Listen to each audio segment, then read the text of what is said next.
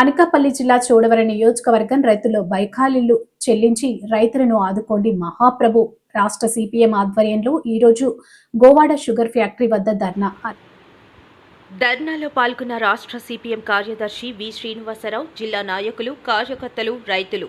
రాష్ట్ర సిపిఐ కార్యదర్శి శ్రీనివాసరావు మాట్లాడుతూ రైతులకు చెల్లించాలని, బకాయిలు వెంటనే చెల్లించకపోతే భారీ స్థాయిలో ఈ ధర్నా కొనసాగుతుంది.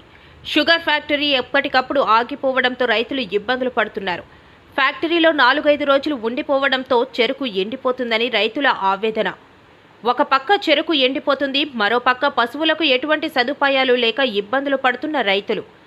ఎంపీ, సీఎం రమేష్ ఎన్నికల ముందు ఇచ్చినటువంటి వాగ్దానాలు ఏవైతే ఉన్నాయో అన్ని నెరవేర్చాలి.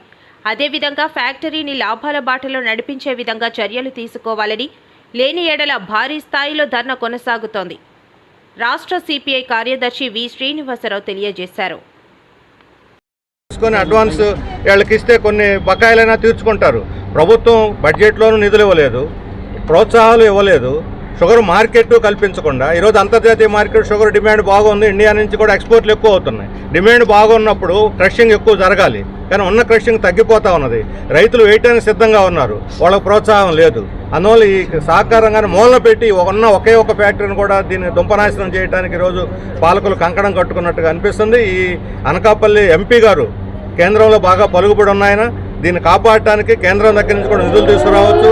రాష్ట్ర ప్రభుత్వం కూడా బడ్జెట్లో దీని ఆధునీకరణకి కనీసం 350 కోట్లు కేటాయిస్తే అప్పుడు అసలైనటువంటి యాజమాన్య సమర్థత, ప్రభుత్వం యొక్క యాజమాన్య సమర్థత అప్పుడు బయటపడుతుంది. గుడ్ గవర్నెన్స్ అని, లేకపోతే ఈజ్ ఆఫ్ డూయింగ్ బిజినెస్ అని, స్పీడ్ ఆఫ్ డూయింగ్ నినాదాలతో ఏం ఉపయోగం లేదు. రైతులు సహకార ఫ్యాక్టరీ వాళ్ళు భాగస్వాములు, వాటాదారులు, వాళ్ళకు ఒక్క పైసా బకాయి చెల్లించకుండా వాళ్ళ వాటాలని ప్రభుత్వం పెత్తనం చేసి దీనికి చివరికి నష్టాలు పాలు చేసేదానికి ప్రయత్నం చేస్తుంది. అందుకనే ఈ షుగర్ ఫ్యాక్టరీని ఆదుకోవడానికి తక్షణం రాష్ట్ర ప్రభుత్వం, కేంద్ర ప్రభుత్వం గ్రాంట్లు విడుదల చేసి ఈ షుగర్ ఫ్యాక్టరీకి పూర్వవైభవం తీసుకురావాలని మేము రైతుల తరఫున డిమాండ్ చేస్తున్నాం. తక్షణం కార్మికులకి, రైతులకి ఇవ్వాల్సిన బకాయిల్ని విడుదల చేయాలని చెప్పి డిమాండ్ చేస్తున్నాం.